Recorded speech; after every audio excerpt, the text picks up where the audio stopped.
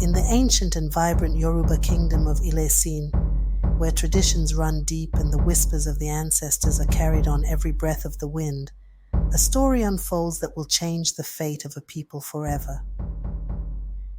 Ilesin was ruled by King Adunni, a wise yet fiercely protective leader whose devotion to his kingdom was unmatched.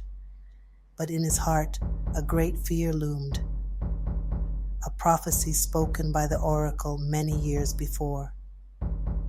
The prophecy foretold that a great misfortune would fall upon the kingdom if the royal bloodline were ever tainted by a union with a commoner.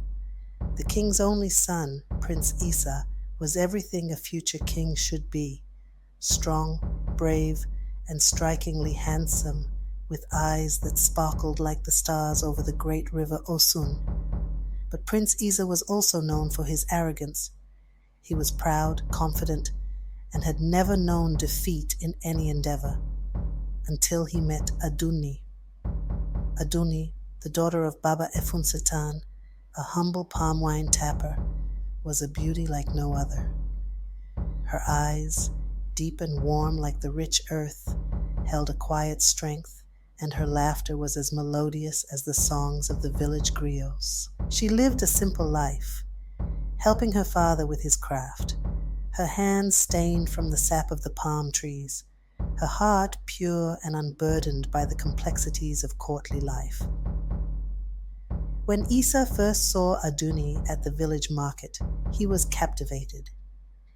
Her beauty struck him like a thunderbolt, and for the first time, the proud prince felt something unfamiliar, a longing that went beyond desire, beyond reason.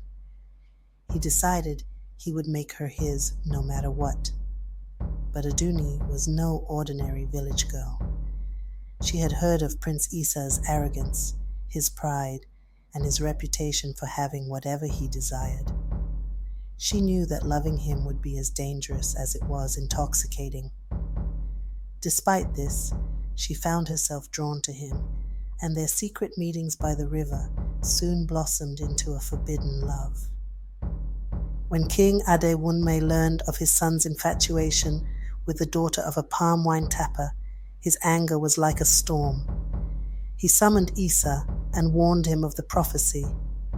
A prince of Ilesin must marry within nobility, or the kingdom will fall into ruin. But Isa, now deeply in love, refused to listen. He defied his father's command, vowing to marry Adunni, prophecy or no prophecy. The king, desperate to protect his kingdom, ordered Adunni to be banished from Ilesin. In the dead of night, the king's guards stormed Baba Efunsetan's home, dragging Adunni away, leaving behind a single message: a prince must not love a commoner. Isa was devastated when he discovered that Adunni was gone. His heart burned with rage and sorrow.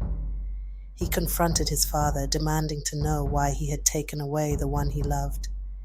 King Adewunmi, trying to mask his own guilt and fear, reminded Isa of the prophecy, insisting that his actions were to protect the kingdom. But Isa would not relent. He renounced his title, left the palace, and set out on a perilous journey to find Adunni. He wandered through dense forests, crossed dangerous rivers, and battled wild beasts, all the while searching for the woman he loved. The rain fell heavily, and the days grew darker, but Isa's resolve never faltered. Meanwhile, in a distant village, Adunni tried to start a new life. She was embraced by the people for her wisdom and grace, yet her heart remained heavy with thoughts of Isa. She wondered if he had forgotten her, or if he was still searching, defying the world for her sake. Back in Ilesin, the prophecies seemed to be coming true. The kingdom began to wither, crops failed, the river ran dry, and famine spread like a shadow across the land. The people whispered of curses and betrayal. The king, now frail and burdened by his choices, saw his kingdom crumbling around him, He realized that his own pride and fear had brought about the very fate he had hoped to avoid. Desperate and broken, King Adunni went to the shrine of the ancestors, kneeling before their statues, begging for forgiveness. The once proud king, now a man at the mercy of the spirits, prayed for his son's return and the redemption of his people. Far away, Issa finally found Adunni. She stood on a hill overlooking the village, and when their eyes met, all the pain and suffering of their journey seemed to fade away.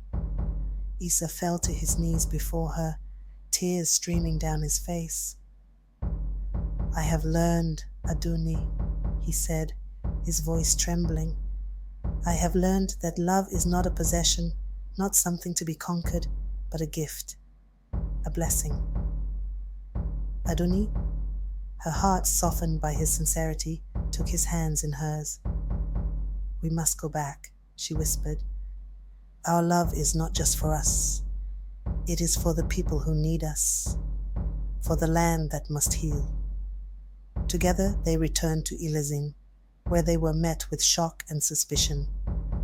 But as Issa and Adunni began to work tirelessly to restore the kingdom, helping the villagers, planting crops, and bringing water back to the dry riverbeds, the people slowly began to see their devotion. The kingdom started to heal, and with it, the curse seemed to lift. The king, seeing his son's transformation and the strength of his love for Adunni, realized that the true curse had been his own pride and greed. He welcomed them back with open arms, and the people, seeing their king humble and repentant, forgave him as well. Prince Issa and Adunni's love, once forbidden, became a symbol of hope and redemption. They ruled with wisdom and compassion, guiding Ilazin to a new era of peace and prosperity. And so, the tale of their love, a love that defied prophecy and brought a kingdom back from the brink, was told for generations to come. And it was said that as long as the story of Issa and Adunni was remembered, the kingdom of Ilazin would never fall again.